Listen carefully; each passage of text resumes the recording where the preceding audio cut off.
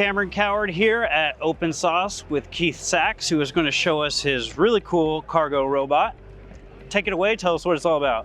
Right, so I went to Open Sauce last year, and it was at Cow Palace, which has this like huge hill, and it really was a pain to load stuff in and out. And I like most people here are engineers. We are not cut out for physical labor. It's the worst. So got to use our engineer brain to come up with a solution. And for me, I didn't want to load in. Yeah. Like I wanted to make it easy for myself. But I also didn't want it to cost a ton of money because last year when I came, I had a huge Pelican case, way bigger than this one, too big to be a carry-on, and it was 80 pounds. And apparently, if it's more than 50 pounds, they charge you more. Yeah. So it was like $350 one way. That's so rough. my constraints for this year were that it had to fit in a carry-on Pelican case, and it had to make it so that my life was easy. And so this all fits in the Pelican, this Right. Pelican case. So all of this packs down, it disassembles, fits in this Pelican case. And it was my carry-on luggage flying here. yeah. So how does it pack down? What's the construction of this to come apart? So it's a tab and slot construction. There's 12 of these base plates that sandwich together. There's 24 interlocking ribs. The ribs are what gives it the strength. We got all the metal done through Send Cut Send, and basically everything on this that's structural is metal. Yeah. So it can hold a ton of weight. So you were able to just like probably send them CAD files or DXF and they just cut out all these panels. Right, yeah, you don't even need the DXFs actually. You can just send them straight step files. Oh, okay, It's beautiful. Yeah, and then so you get everything that like fit together perfectly in the tabs and slots, so you get a lot of rigidity out of the construction, and it's rigid enough to hold quite a bit of weight. Yep, we had 2 people on it at one point. 2 people on it. Yep, it's a lot of fun. We had quite a few people riding around on it.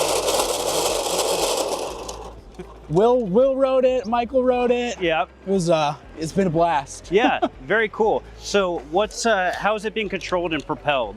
Right, so a couple of years ago, I don't know if you all remember, but there was a bunch of companies making these hoverboards that are now pretty much defunct because they maybe caught on fire a little bit. Sure, and you can find them in any thrift store for like $10 now, and yeah. But the motors are fantastic, and the controllers are also fantastic. So you can get them really cheap and do some really cool stuff with them. So I'm just running bone standard hoverboard motors with a Hoverboard ESC, and it's running some hacked firmware. And you didn't even have to add anything special to do that. You just have your transmitter and receiver connected to your hoverboard controller. Exactly. And sending signals and piloting, right? Yeah, it's just the Radio Master pocket and then a Radio Master receiver giving some PWM signals. Yeah. And then the hacked firmware just handles the rest. Very cool, and it's tank style steering because you have the hoverboards that have 2 motors, one on either side, so you can do tank style steering with the casters on the front, so you can turn on a dime, get through the crowds without breaking too many ankles. Originally, I actually designed it so that it was like a real steering system, like a go-kart or a car. Yeah. But the casters are so perfect for this event because it just lets you turn so on a dime. Very losing traction doesn't have so much power. Yeah, it's fun though. It's like Tokyo Drift. And that's why we've been calling it the ankle breaker.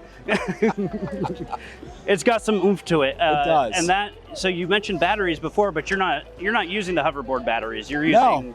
Yep, we're using Hercules batteries from Harbor Freight because those are the only item that you can't bring on the plane. So you can only bring 100 watt hours of batteries on a plane. Oh, okay. And the best option was like tool batteries. Yeah. And because Harbor Freight are all over the country, I figure you could fly in, go to your local Harbor Freight, buy your batteries. A couple days later, maybe get rid of them. Yeah, they have a good return your money policy. back. So yeah, that works out. It works out perfectly, and you're getting like a lot of life out of these too. For sure. They don't seem huge, but they apparently doesn't need it because you've been running all weekend with just these 2 batteries. Yeah, more than just the weekend, since Thursday, and they're still completely full. Yeah, well, that's impressive.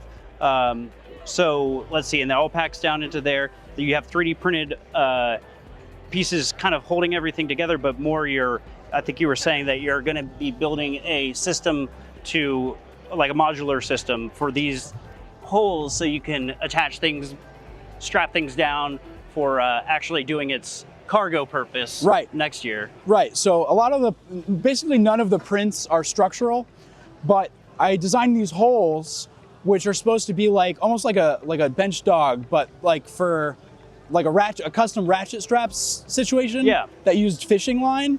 So that's going to be a next year thing. Yeah. But I wanted to use fishing line because it's way lighter than Sure. like an actual ratchet strap. Well, and that weight's important because I think you said it all fits in the Pelican case, but there's still a weight limit of Right. 50 pounds, and you said it's at like 49. Right? Yeah, it's So right on the limit. so I have some ideas to bring the weight down a little bit next give year. yourself some wiggle room. Yeah. Right. Very cool.